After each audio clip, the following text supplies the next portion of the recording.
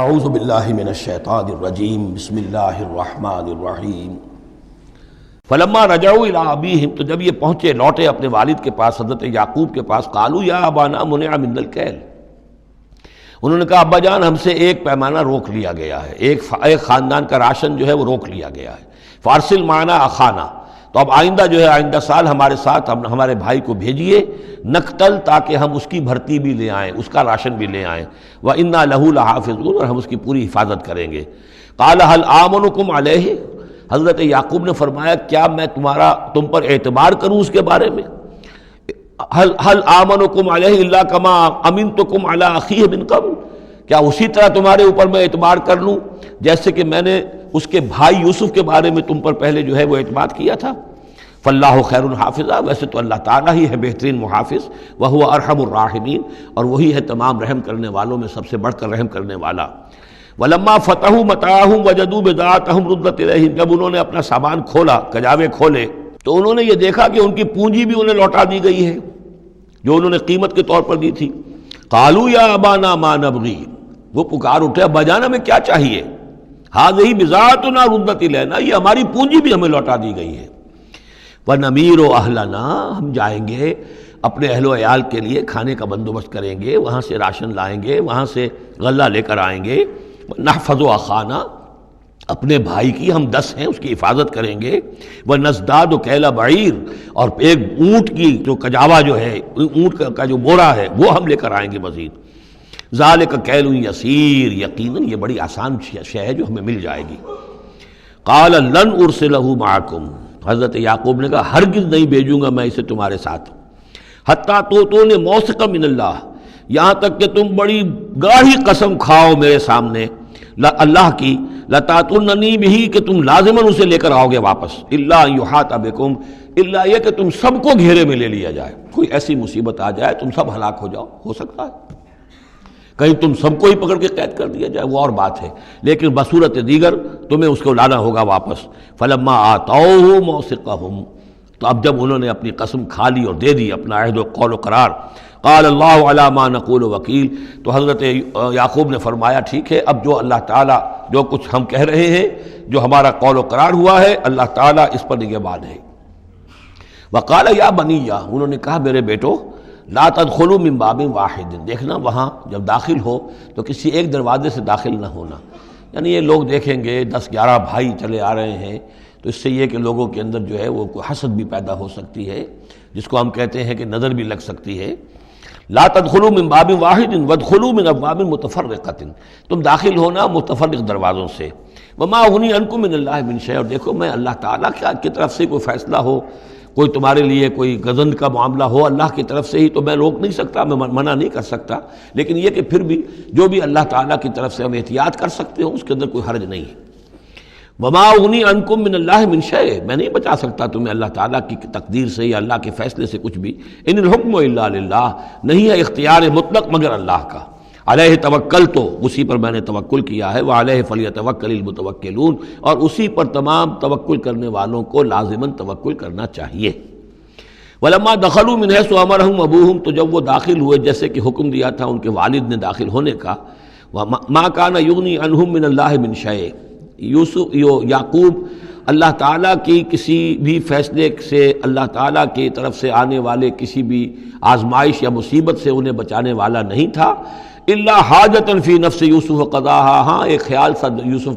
یعقوب کے دل میں پیدا ہوا اور اس نے اس کو پورا کر لیا، یعنی یہ تدبیر کے درجے میں یہ بات کر لی کہ ایک دروازے سے داخل نہ ہو، ابواب متفرقہ سے داخل ہو۔ وَإِنَّهُ لَذُو عِلْمٍ لِمَا عَلَّمْنَاهُ، اور یقیناً وہ صاحب علم تھا یعقوب اس چیز کے اعتبار سے جو علم ہم نے اسے دیا تھا، وَلَٰكِنَّ أَكْثَرَ النَّاسِ لَا يَعْلَمُونَ، لیکن اکثر لوگ جانتے نہیں ہیں۔ وَلَمَّا دَخَلُوا عَلَىٰ يُوسُفَ، اب وہ حضرت یوسف کے ہاں پھر پیش ہو رہے ہیں۔ آوَىٰ إِلَيْهِ أَخَاهُ، اب انہوں نے اپنے بھائی کو بنیامین کو اپنے پاس بلا لیا۔ قَالَ إِنِّي أَنَا أَخُوكَ، اور خفیہ طور پر اس کو بتا بھی دیا، اپنی آئیڈینٹی ریویل کر دی،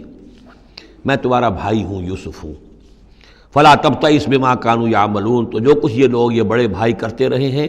اب اس کی طرف سے غمگین مت ہو، یعنی تمہارے اب دل اندر دور ہو چکے، سختی کے دن ختم ہو گئے، اب اللہ تعالیٰ نے مجھے جس مقام پر پہنچایا ہے اب تمہیں بھی مجھ تک پہنچا دیا ہے، لہذا اب کوئی رنج اور غم نہیں۔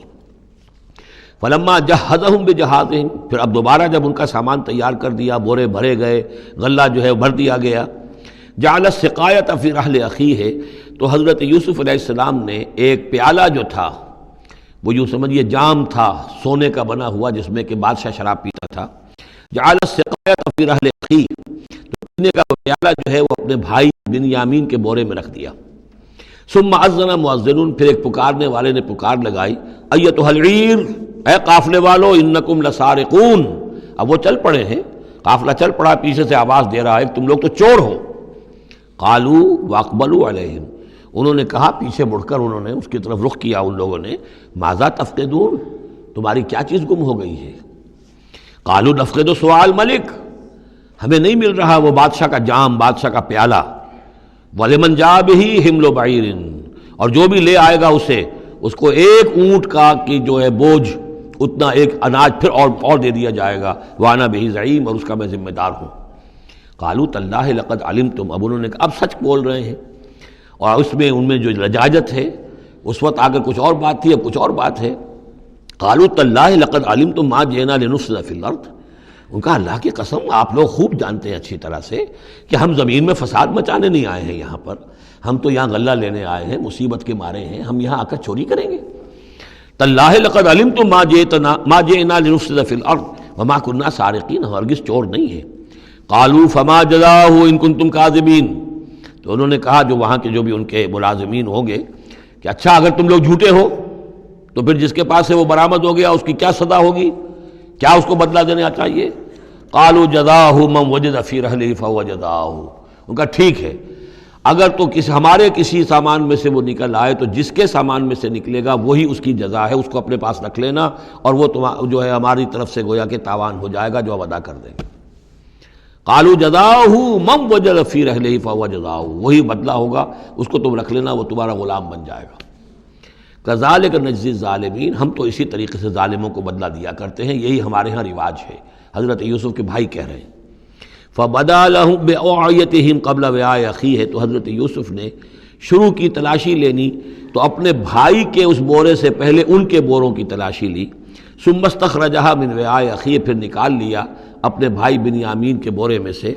كَذَلِكَ كِدْنَا لِيُوسُف، اب یہاں چونکہ ذرا سا اشکال ہوتا ہے کہ ایک طرح کا دھوکہ ہو رہا ہے یہ، تو اس میں ذرا ایک یعنی شان نبوت جو ہے حضرت یوسف علیہ السلام کا مقام اور مرتبہ، اور آپ نے اس طرح کی تدبیر اختیار کی ہے تو اللہ تعالیٰ نے اس کی ذمہ داری خود لی ہے۔ کذالک کدنا لیوسف، یہ چال ہم نے یوسف کو بتائی، کیونکہ اللہ کے علم میں تو تھا کہ کوئی گزند نہیں پہنچے گا، سب کو ان کو آئی جانا ہے، عارضی سا معاملہ ہے، اس عارضی سی تدبیر میں کسی کو نقصان کوئی پہنچ نہیں رہا ہے،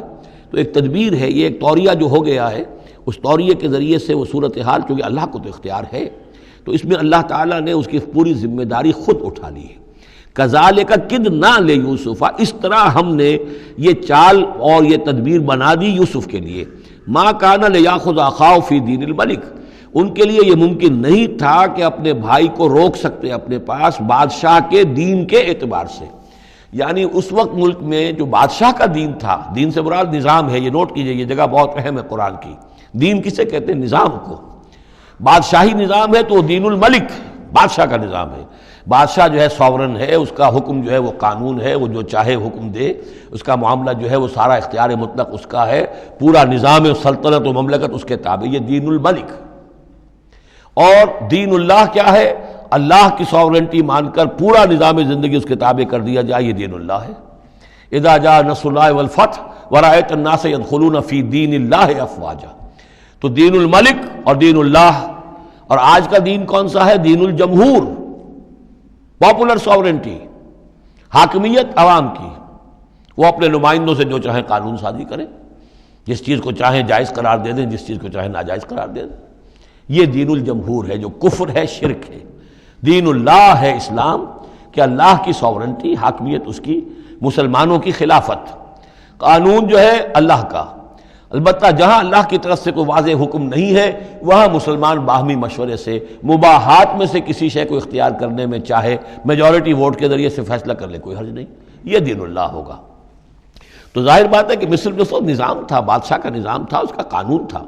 اور حضرت یوسف جو بادشاہ نہیں تھے، اس قانون کو وہ بدل نہیں سکتے تھے، وہ جو بھی اختیار تھا ان کا اپنے خاص شعبے سے متعلق تھا، وہ زراعت کا شعبہ تھا یا خوراک کا شعبہ تھا، اس میں تو مختار مطلق تھے، لیکن یہ کہ وہاں کا قانون اور دستور جو تھا اس میں دخل اندازی نہیں کر سکتے تھے، یہ باہر کے لوگوں کو وہاں روکنا ان کے لیے ممکن نہیں تھا۔ کذالک کدنا لیوسف ما کان لیاخذ اخاہ فی دین الملک، ان کے لیے ممکن نہیں تھا کہ اپنے بھائی کو بادشاہ کے قانون اور نظام کے تحت اپنے پاس روک سکتے، الا یشاء اللہ، سوائے اس کے جو اللہ چاہے۔ اللہ نے یہ تدبیر اختیار کی، اور اس طریقے سے بنیامین خود ان کے بھائیوں کے منہ سے یہ لفظ نکل گیا، اور ظاہر بات ہے یہ بھی اللہ تعالیٰ کے انگلیوں کے مابین ہے تمام انسانوں کے دل، جسے چاہتا ہے پھیر دیتا ہے کہ ٹھیک ہے جس کے کجاوے میں سے اور جس کے بورے میں سے نکل آئے وہ پیالہ، بس اسی کو رکھ لینا تم۔ لہذا ان کے کہنے کے مطابق اب بنیامین حضرت یوسف کے پاس رہ گئے۔ نرفع درجات من نشاء، ہم درجے بلند کرتے ہیں جن کے چاہتے ہیں، وفوق کل ذی علم علیم، اور ہر صاحب علم کے اوپر کوئی اور صاحب علم بھی ہے، یعنی علماء کے بھی درجات ہیں اور ایک سے ایک بڑھ کر علم رکھنے والے ہیں، اور پھر سب سے بڑا عالم وہ اللہ خود ہے۔ صدق اللہ العظیم۔